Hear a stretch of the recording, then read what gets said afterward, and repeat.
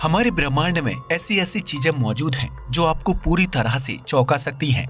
अगर आज से करीब 100 साल पहले किसी आम इंसान को यह बताया जाता कि हमारे ब्रह्मांड में एक ऐसी भी चीज मौजूद है जिसका गुरुत्वाकर्षण इतना तेज होता है कि उससे प्रकाश भी बाहर नहीं निकल पाता, तो वह पक्का ही इस बात पर विश्वास नहीं कर पाता। लेकिन जैसा कि आज हम देख सकते हैं कि यह कॉन्सेप्ट कई लोगों में फैल चुका है और काफी लोग अब ब्लैक होल जैसी चीजों के बारे में थोड़ी बहुत जानकारी रखते हैं। लेकिन क्या आपने सोचा है कि आज से 100 साल आगे कौन सी चीजें होंगी जो बहुत ज्यादा कॉमन होंगी, लेकिन वे आज इतनी कॉमन नहीं है, यानी कि आज आप उनके बारे में नहीं जानते। खैर, अंतरिक्ष में मौजूद ऐसे कई सारे सेलेस्टियल हैं जो काफी ज्यादा रेयर तो हैं ही, साथ ही इनके बारे में जानकारी भी बहुत कम मात्रा में मौजूद है। और इसीलिए आज के इस वीडियो में हम आपको ऐसे ही कुछ अजीब और चौंकाने वाले अंतरिक्ष के ऑब्जेक्ट के बारे में बताने वाले हैं। तो आइए शुरू करते हैं आज के इस वीडियो को। Nuclear pasta. अगर मैं आपसे पूछूं कि अभी तक का सबसे हार्डेस्ट मटेरियल कौन सा ढूंढा गया है, तो शायद आपका उत्तर हो डायमंड, क्योंकि हमें स्कूल और कॉलेज में यही पढ़ाया जाता है। लेकिन असल में यह सिर्फ पृथ्वी का ही सबसे मजबूत सब्सटेंस है। यह तो बात हुई हमारी पृथ्वी की, जो हमारे पूरे ब्रह्मांड का एक बहुत ही छोटा सा हिस्सा है। अगर मैं आपसे यह पूछूं कि हमारे पूरे ब्रह्मांड की सबसे मजबूत चीज क्या है, तो आपका उत्तर क्या होगा? खैर, हम आपको बता दें कि हमारे ब्रह्मांड की सबसे मजबूत चीज है न्यूक्लियर पास्ता, जो हमारे ब्रह्मांड में मौजूद सबसे डेंस ऑब्जेक्ट के केंद्र में पाई जाती है, जिसका नाम है न्यूट्रॉन स्टार। न्यूट्रॉन स्टार काफी भयानक तारे होते हैं जो किसी एक बहुत विशाल तारे के मरने की वजह से बनते हैं, और यह इतने ज्यादा डेंस होते हैं कि इनके अंदर से अगर 1 चम्मच मटेरियल निकाला जाए तो उसका द्रव्यमान हिमालय के बराबर होगा। सिर्फ इतना ही नहीं, यह तारे काफी तेजी से घूमते भी हैं, करीब 1 सेकंड में 500 से 600 बार। अब न्यूक्लियर पास्ता का निर्माण कैसे होता है, यह समझने के लिए हमें इस बात को समझना पड़ेगा कि इन तारों का निर्माण कैसे होता है और इनके अंदर कौन कौन सी प्रक्रिया चलती रहती है। हम आपको ये सब चीजें बहुत कम समय में ही बहुत अच्छे से समझा देंगे। न्यूट्रॉन तारे तब बनते हैं जब किसी बहुत विशाल तारे की मौत होती है और उसकी बाहर की लेयर उसके केंद्र में आकर समा जाती है।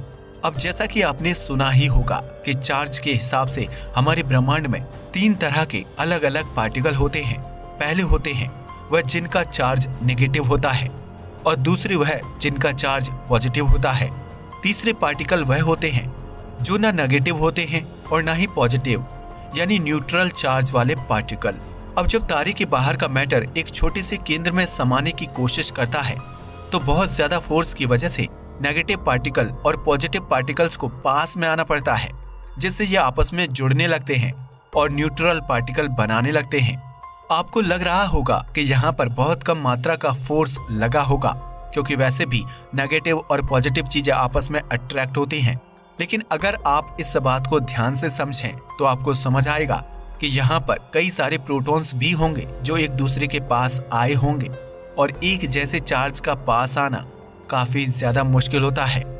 लेकिन ऐसा न्यूट्रॉन स्टार के भयंकर फोर्स की वजह से संभव हो पाता है, और जब यह पार्टिकल आपस में जुड़ चुके होते हैं और न्यूट्रॉन्स में बदल चुके होते हैं, तब एक न्यूट्रॉन तारे का जन्म होता है। अब इसके केंद्र में कई सारे पार्टिकल्स आपस में जुड़कर एक न्यूक्लियाई बना लेते हैं।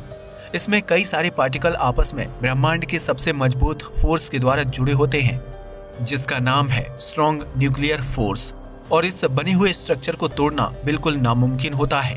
यह स्ट्रक्चर बिल्कुल एक पास्ता की तरह दिखाई देता है, और यह एक न्यूट्रॉन तारे के केंद्र में मौजूद होता है, इसलिए इसे न्यूक्लियर पास्ता कहा जाता है।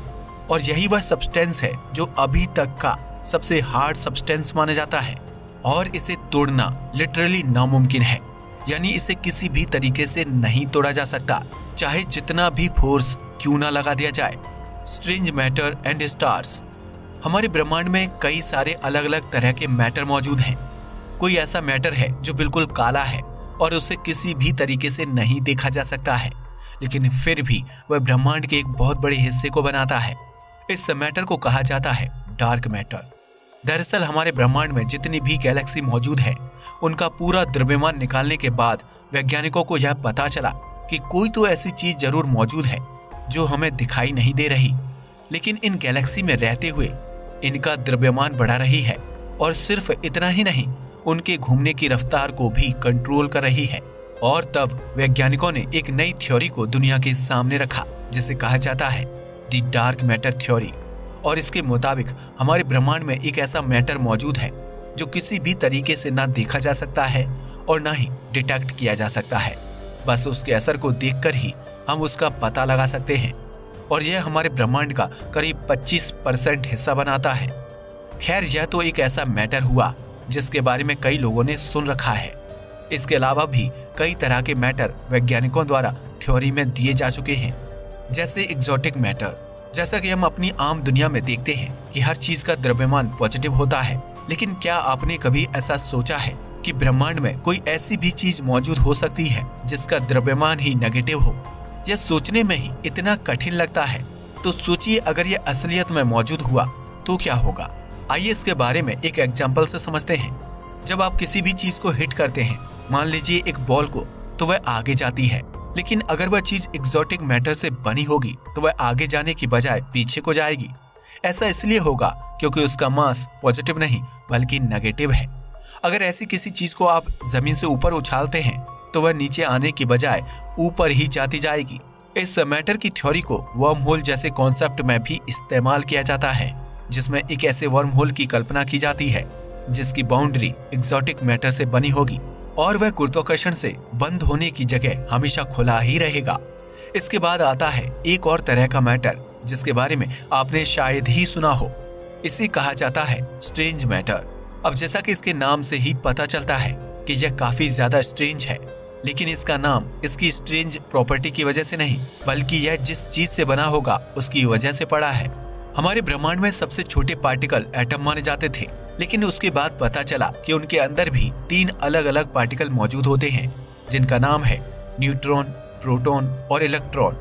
और जब न्यूट्रॉन और प्रोटॉन पर भी अच्छे से रिसर्च की गई तब पता चला कि इनके अंदर भी 3 अलग अलग पार्टिकल मौजूद होते हैं जिनका नाम है क्वार्क्स।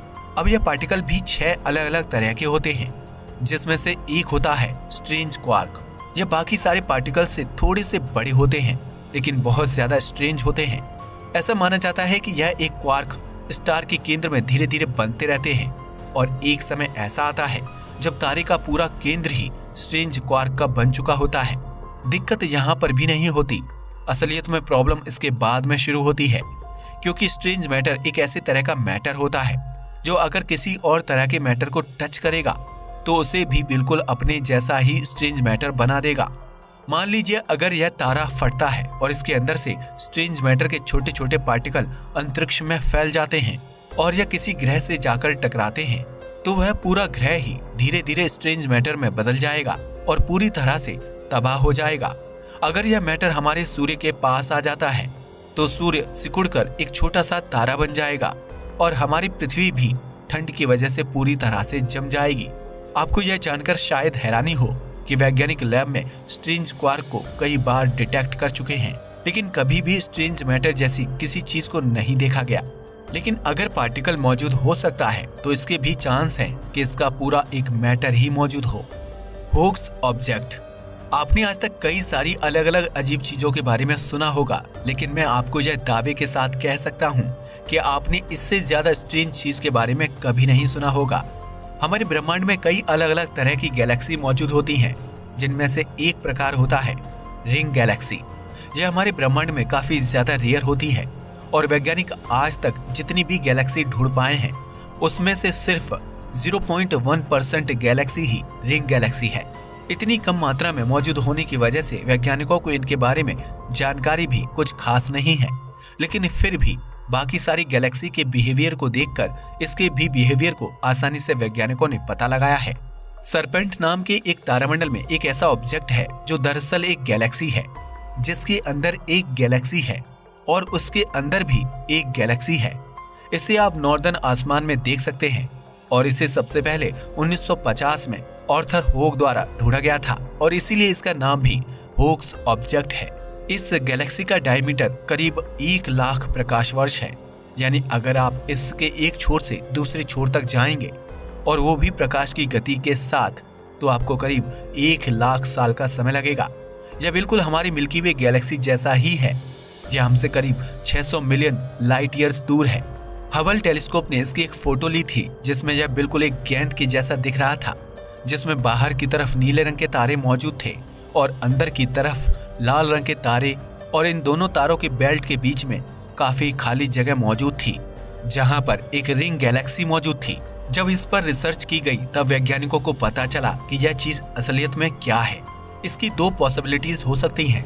पहला तो ये है कि जो भी रिंग हमें इन तारों के बेल्ट के बीच में दिखाई दे रही है वह असल में सिर्फ एक ऑप्टिकल इल्यूजन है, यानी हमारी आंखों का धोखा, और वह असल में एक आइंस्टाइन रिंग है।